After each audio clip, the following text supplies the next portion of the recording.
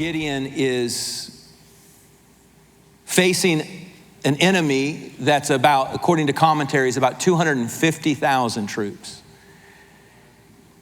He begins with 32,000, so he's got a fighting chance. He's by far outnumbered, but he's got a chance.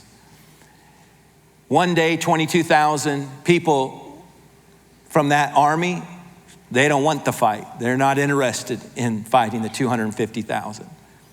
So he's down to a much smaller number.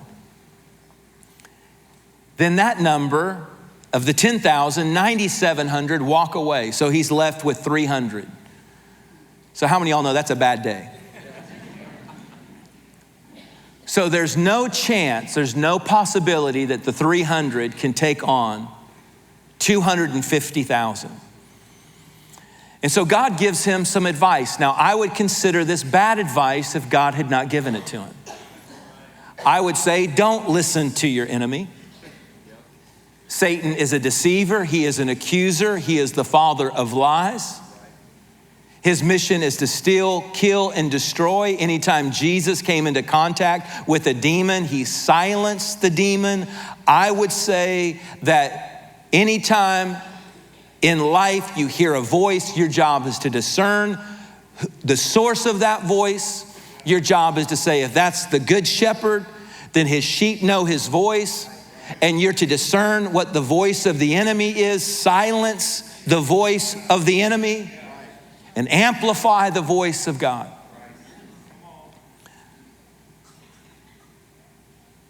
I would say for no reason should you listen to the voice of an enemy. But God told Gideon, I want you to go listen to what your enemy is saying. He didn't send him to an apostle or a prophet or an angel or an intercessor. God said, if you could only hear what your enemy is saying, it would encourage you. If you could only hear what hell says about you, sir. If you could only hear what hell says about you, ma'am, you would be encouraged. The 7 sons of Sceva run into a demon-possessed man. The demon speaks up and says, Jesus we know, Paul we know, but who are you? So it's evident that hell is aware of us, that hell thinks about us, has conversations about us, and in this text even dreams or has nightmares about us. E.C. Freeman, a missionary to Africa, came into contact with a woman that was demon-possessed, so much so it took 5 grown men to constrain her. Brings this woman into the place that he's staying.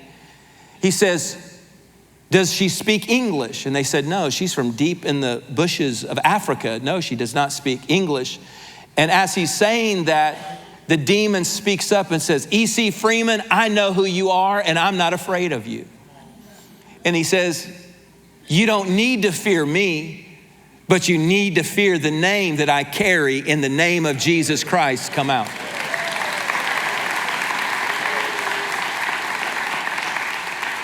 My point is, hell knows who you are.